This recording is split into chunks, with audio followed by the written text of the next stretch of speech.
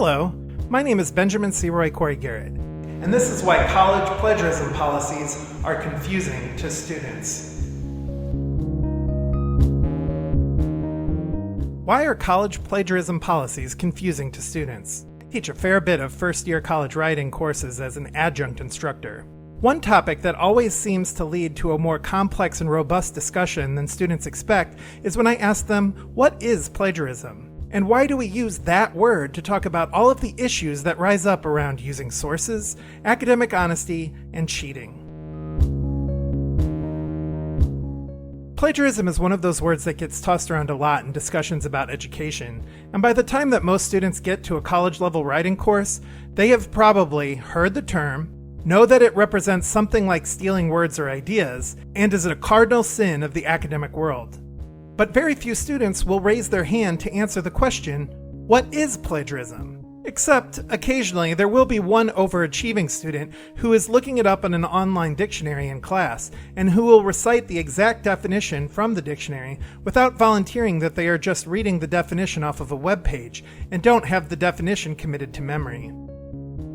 If you think that there is something ironic about the overachieving student who looks up the answer online and doesn't volunteer that information until pressed about it later, and that it might qualify as plagiarism to repeat a definition from the dictionary without citing which dictionary you are using, you would almost universally be considered mistaken, as most official style guides will tell you that you do not need to provide a source for a dictionary definition, even though different dictionaries might have slightly different definitions of words, or list their definitions in different orders. And there's almost nothing most writing instructors hate more than seeing a dictionary quoted in the introduction of an essay or paper. This is another problem with our definition of plagiarism, and the attempt to separate out specific knowledge, which we can attribute to one specific author, and common knowledge, knowledge that we don't even try to attribute or contextualize. But that is worth a whole conversation of its own that we can come back to in a future video. So now that we know that most academics abhor dictionary definitions, and know that you don't have to prove that you know all the definitions of a word to talk about it in an academic context, let's immediately jump to the Merriam-Webster online dictionary to look up the dictionary definitions of the word plagiarism, and talk about the complexities of the word in an academic context. I picked the Merriam-Webster online dictionary mostly because it is a free online dictionary, and also because I teach in the United States, and students here have been trained to be intensely distrustful of sources that appear to have grammar and spelling mistakes. Like when they read an article and see the word offense spelled with a C. Again, probably a good subject for a future video. Plus, the Oxford English Dictionary is not free to the students I usually teach, or even if it is available to them to use through the campus library, almost no students know how to access it. And even those that do are far, far more likely to just type a word into a web browser search bar than they are to log into their library to look it up. Doing this with the word plagiarism is going to be particularly confusing for many students, because plagiarism as a keyword is going to summon up ads for software like Grammarly that are going to be pushing an economic agenda over students trying to understand the word in relationship to themselves as students. So for this experiment, we will type in plagiarism to one of the most reputable free online dictionaries a student might encounter, the Merriam-Webster Online Dictionary, and discover that we are using the wrong search term, because all we get from this definition is that plagiarism is either an act or instance of plagiarizing, or is something plagiarized.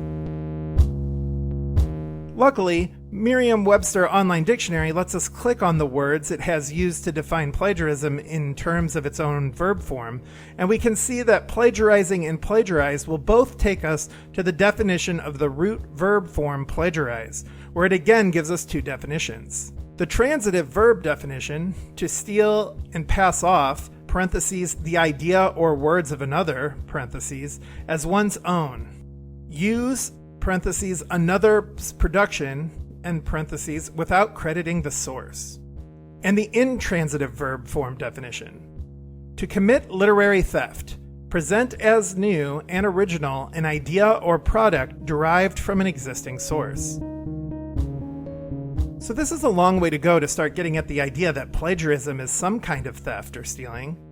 But the difference between the transitive verb form and the intransitive verb form seemed to be that the transitive verb form requires putting the object of the action into weird parentheses that make it feel like we are walking into some kind of trap when we attempt to define what can and cannot be plagiarized.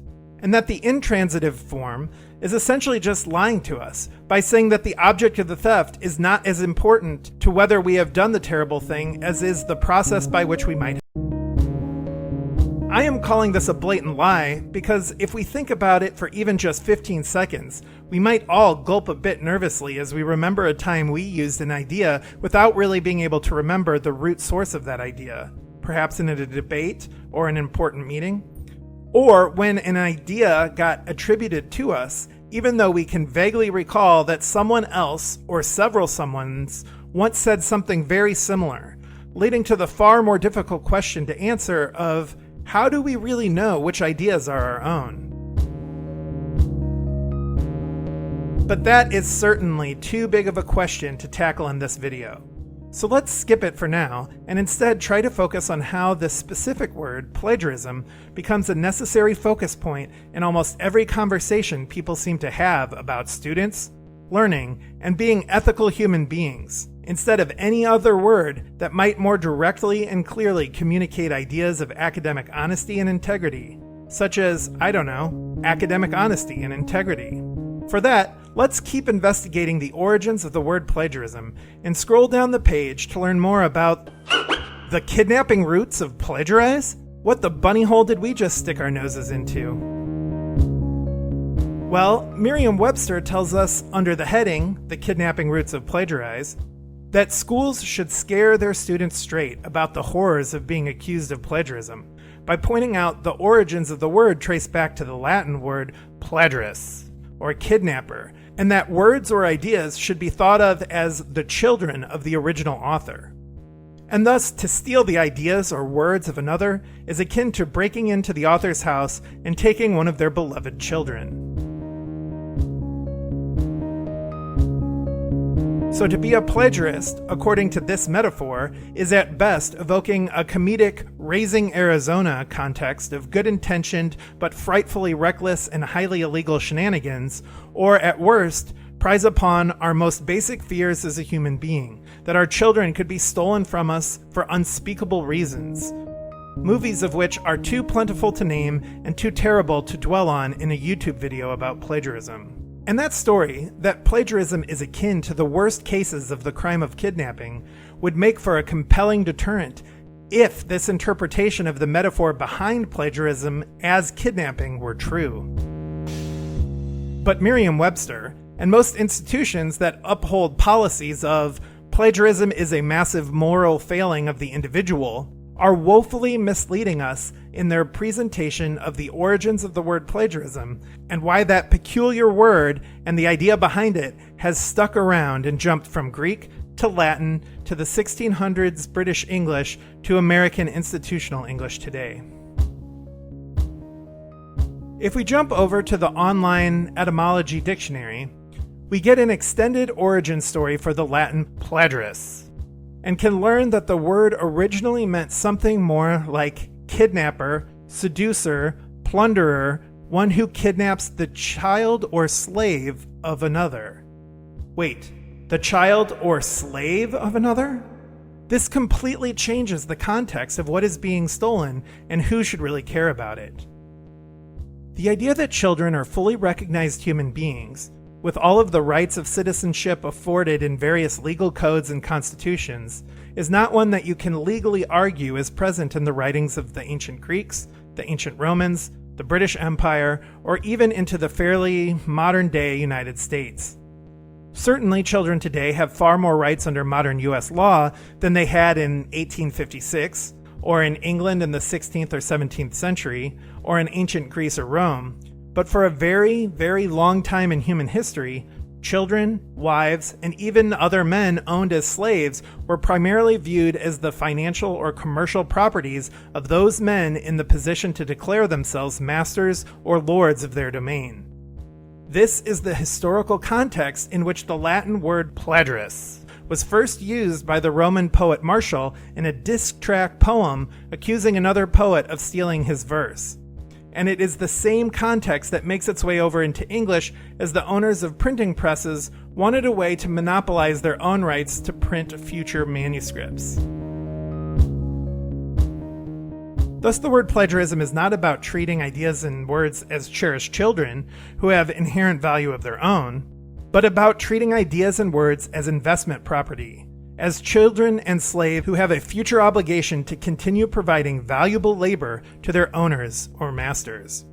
This is the metaphor that makes much more sense when you look at the cluster fluff of laws that rise up around copyright and intellectual property, and the institutional policies that get used to bust students for engaging in plagiarism, but not politicians and celebrities using ghostwriters and speechwriters without attribution or recognition. If we treated our own children the way, that the Disney Corporation treats Mickey Mouse, we would hopefully be quickly convicted of child abuse, forgivably manipulating our role of parental guardianship. If the goals of plagiarism policies were actually to help ideas grow and flourish into the promise of their potential, like we might hope for our children, our codes and laws around them would be far less controlling and restricting, and far more open and sharing. Maybe there would be a short period of time where the idea was cultivating, where we would want to protect it from the abuses of the worst intentions of the marketplace of ideas. But how long would sheltering the children be seen as an appropriate parenting response and not manipulative control? 7 years? 14 years? 21 years? The lifetime of the child plus 70 years? The metaphor of the idea as child starts looking pretty creepy when we look at it in relationship to the laws and policies that we have created around it. So what does this mean for students today? Contradictions in the metaphors that we use to talk about the cultivation of ideas and how we talk about them in policy and legal action creates an absolute minefield of confusing double standards. And yet, very rarely is the world of academic ethics and honesty presented as a complicated and constantly evolving environment that must be reassessed and renegotiated in each new rhetorical context. Instead, students are presented with grossly oversimplified definitions of opaque words that disguise the ways in which any of our rights to our own intellectual labors are largely defined by the power we have to protect them. This is why the topic of plagiarism is so muddled and confusing for students. It is supposed to be. The point at which students become people who have ideas of merit and are worth protecting is transitional in the eyes of most college faculty and especially within institutions of learning. Whether that is fair or how to arbitrate it is, at best, a conversation for a future video, or perhaps several, as it is quite complex. There are many schools, organizations, and institutions that are thinking about this issue in better ways than we have previously, and there are many future conversations that we need to continue to have. Please feel free to jump into this conversation by commenting on this video, as well as letting me know what specific questions and topics you want to see me talk about in future videos. In the meantime, I guess I should just admit that I made this video originally because it seemed like there are a lot of people in positions of authority in institutions of learning that are caught off guard when they learn the origins of the word plagiarism. And I don't see any academics drawing the very obvious dots between the logic of slavery that coined the term and the confounding misrepresentation of the underlying metaphor that the word represents. The word plagiarism is not legally codified in the United States. Its usage by institutions of higher learning is voluntary, and there are far better ways to talk about the root issues of academic dishonesty and the destabilization of the integrity of institutionalized learning than to continue to use a term tied so directly to a legacy of valuing only some members of society and not others.